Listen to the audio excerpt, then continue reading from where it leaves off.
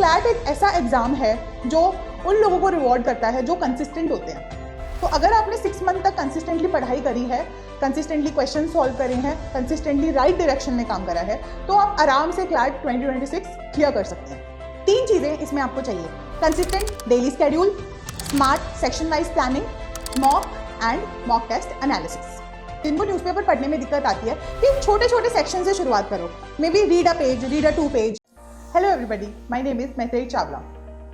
CLAT 2026 होने में अब बचे हैं 6 महीने। अब जून आ चुका है एंड क्लैट का पेपर होता है दिसंबर में। बहुत सारे बच्चे होंगे जिन्होंने पढ़ाई अपनी ऑलरेडी शुरू कर दी होगी, एंड कुछ बच्चे ऐसे भी हैं जो अभी शायद स्कूल से ग्रेजुएट हुए हैं या फिर अभी 12th में आए होंगे एंड क्लैट देने का सोच रहे होंगे। ये वीडियो है उन बच्चों के लिए जिन्होंने या तो पढ़ाई शुरू कर दी है या पढ़ाई अभी शुरू करनी बाकी है, कि क्लैट की पढ़ाई आप 6 मंथ्स में कैसे करें।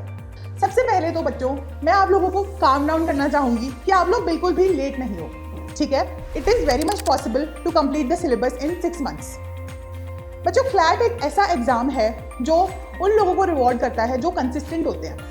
तो अगर आपने 6 मंथ तक कंसिस्टेंटली पढ़ाई करी है, कंसिस्टेंटली क्वेश्चन सॉल्व करे हैं, कंसिस्टेंटली राइट डायरेक्शन में काम करा है, तो आप आराम से क्लैट 2026 क्लियर कर सकते हैं। कुछ पॉइंटर्स मैं आपको बताऊंगी जिसकी मदद से आप अपनी स्ट्रैटेजी भी फॉर्म कर सकते हैं and you can also use this video as a strategy. But मेरा यही सजेशन होगा कि आप लोग अपनी अपनी स्ट्रैटेजी खुद बनाएं, जस्ट बेस इट ऑन आपका जो है नॉलेज। सबसे पहली क्लैरिटी बच्चों, ये जानना जरूरी है कि 6 से 7 महीने इनफ होते हैं क्लैट की प्रेपरेशन करने। 3 चीजें इसमें आपको चाहिए: consistent daily schedule, smart section wise planning, mock and mock test analysis. हम लोग इसको डिवाइड करेंगे कुछ पार्ट्स में। We will have a month wise road map. तो बच्चों, पहले फर्स्ट एंड सेकंड मंथ में आपको क्या करना है? फर्स्ट 2 मंथ्स में आप अपना बेस डेवलप करेंगे, ठीक है। हम लोग इंडिविजुअली हर सब्जेक्ट का डिस्कस करेंगे कि इनका बेस कैसे बनाएं। तो बच्चों, मैं सबसे पहले, क्योंकि मैं लीगल रीजनिंग पढ़ाती हूँ, तो मैं लीगल रीजनिंग से शुरुआत करती हूँ। लीगल रीजनिंग का बेस बनाने के लिए बच्चों ज़रूरी है कॉन्सेप्ट की क्लैरिटी होना।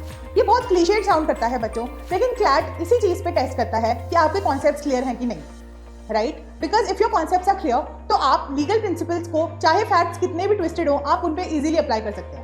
तो सबसे इंपॉर्टेंट चीज़ है कि जितने भी आपके बेसिक लॉज हैं जो लीगल रीजनिंग में पूछे जाते हैं, उनका आप एक अच्छा खासा फाउंडेशन बनाएं, अच्छा खासा बेस बनाएं विद कॉन्सेप्चुअल क्लैरिटी।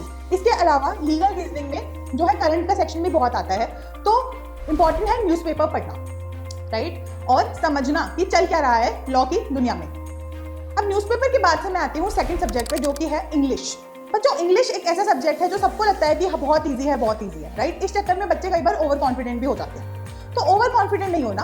इंग्लिश पढ़ने के लिए बच्चों पहले ये देखना है कि क्लैट किस चीज़ पे टेस्ट करता है। तो बच्चों, क्लैट टेस्ट करता है आपकी कॉम्प्रिहेंशन स्किल्स पे, मतलब पढ़ के चीज़ों को समझना, ग्रैस्प करना, ठीक है।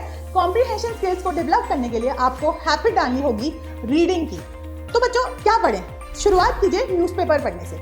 ऐसा मैं इसलिए कह रही हूँ क्योंकि न्यूज़पेपर ना सिर्फ आपको इंग्लिश में हेल्प करता है, बल्कि GK, current affairs and legal reasoning में भी सीधा सीधा हेल्प करता है।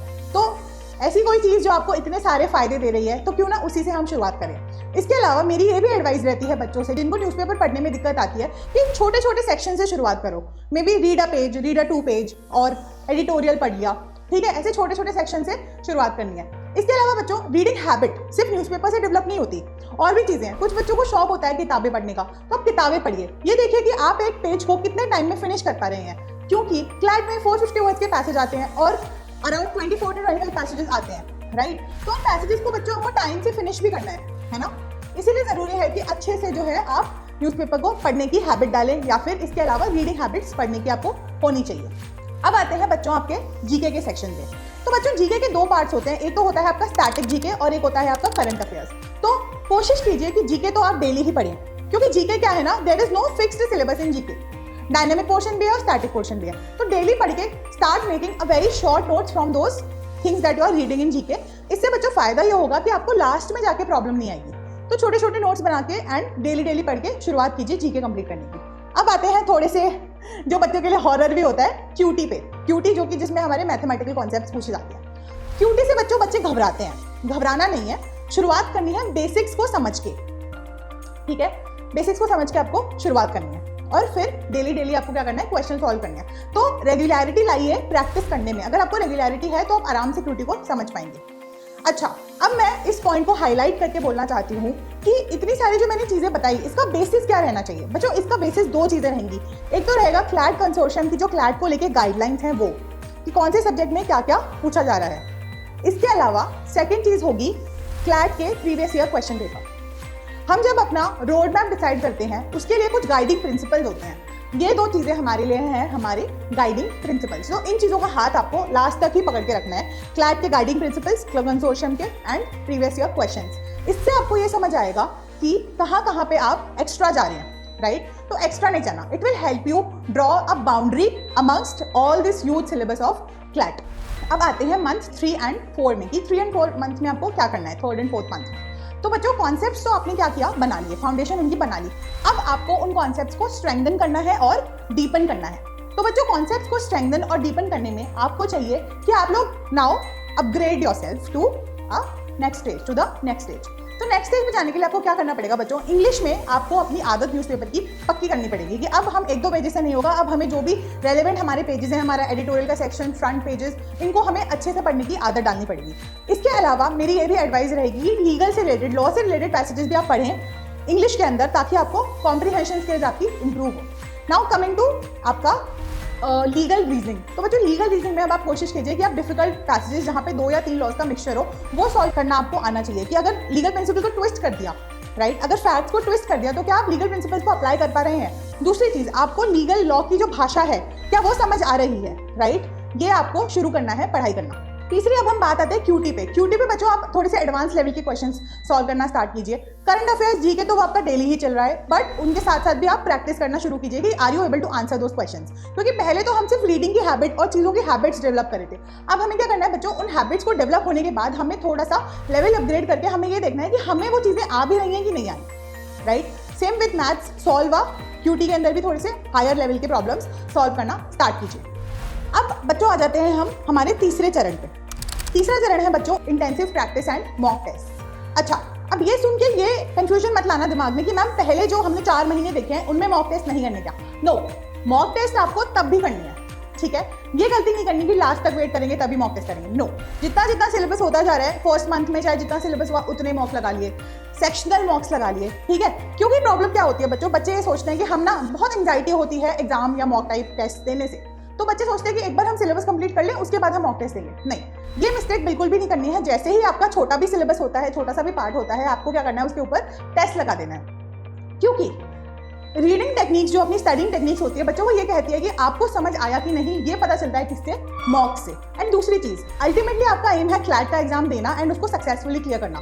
तो अगर उसको सक्सेसफुली क्लियर करना है तो मॉक्स तो बच्चों आपको देने पड़ेंगे, there is no substitution to it, right? But now in the 5th month what we are talking about full length mocks. क्या प्रॉपर फुल लेंथ मॉक्स देना स्टार्ट कर चुके हैं जिनका difficulty level moderate to difficult है। उससे आपको ये समझ आएगा कि भाई आपने जो इतनी तैयारी की थी, क्या उसका यूटिलाइजेशन आप सही तरह से कैसे कर पा रहे हैं? कि इतना सारा इन्फॉर्मेशन तो ले लिया, इतना ओवरलोड कर लिया, but are you able to understand that, are you able to apply that properly to your mock test? कि आपकी प्रेपरेशन जो है ना बच्चों, वो ट्रांसलेट करनी चाहिए आपके मॉक टेस्ट के मार्क्स में। ये भी बहुत जरूरी है। तो कोशिश कीजिए कि मॉक टेस्ट में आप 80+ स्कोर कर पा रहे हैं। अब आ जाते हैं बच्चों हम हमारे आखिरी चरण में, जो कि है हमारा 6th and the final month. अब बच्चों 6th मंथ में करना क्या है? सुनते ही शायद थोड़ी सी लोगों को स्ट्रेस हो जाता है, राइट? सबसे पहली चीज, डरना नहीं है एंड घबराना नहीं है। बहुत ही आराम से और बहुत ही आसानी से आगे बढ़ना है 6th मंथ में। तो सबसे पहली चीज तो बच्चों ये ध्यान रखनी है कि आपका स्लीप स्केड्यूल प्रॉपर है, आप अच्छे से खाना खा रहे हैं, you are not dehydrated and your mind is fresh, ठीक है? अगर ये सारी चीजें आपने करी तो it acts as a cushion against all the pressure and all the stress of your exam. Now coming to the academics part. Academics में क्या करना है? तो बच्चों कोशिश करनी है कि जो चीजें हमने पढ़ी थी, जिसके हमने शॉर्ट नोट्स भी बनाए हैं, उन शॉर्ट नोट्स से ही हम रिविजन करें। क्योंकि अब टाइम नहीं है फुल लेंथ फुल कॉन्सेप्ट्स में जाने का। लेकिन अगर शॉर्ट नोट्स में कुछ प्रॉब्लम आ रही है, कहीं पे डाउट आ रहा है, तब आप फुल पे जाओ। Otherwise try and study from your short notes only. इसके अलावा अब प्रैक्टिस को बच्चों, प्रैक्टिस में कोई भी कमी नहीं आने देनी। अब आपको हर ऑल्टरनेट डे मॉक टेस्ट लगाना है। और तीसरी चीज ये है बच्चों कि अगर आपके जो वीक एरियाज हैं, उन वीक एरियाज को आइडेंटिफाई करके काम कीजिए उन वीक एरियाज पे अब, क्योंकि अब पूरा पढ़ने का टाइम गया। Strengthen your strong areas and work on your remaining weak areas. इससे रहेगा बच्चों कि आप पूरी तरह से प्रिपेयर हो पाएंगे क्लैट 2026 देने के लिए। मेरी तरफ से बस एक ही एडवाइस है कि मेरा बस यही कहना है कि इतना मुश्किल नहीं है 6 महीने में क्लियर करना जितना लोगों को लगता है। चाहिए तो बस 3 चीजें। Self discipline, believing in your self and hard work. अगर ये 3 चीजें आपके पास है तो आप आराम से क्लैट 2026 क्लियर कर सकते हैं। नाउ पार्टिंग वर्ड्स में मैं बस आपसे यही कहना चाहूंगी कि when you are taking this journey always keep on self evaluating yourself कि जिस डायरेक्शन में आप लोग जा रहे हैं वो सही डायरेक्शन है भी कि नहीं।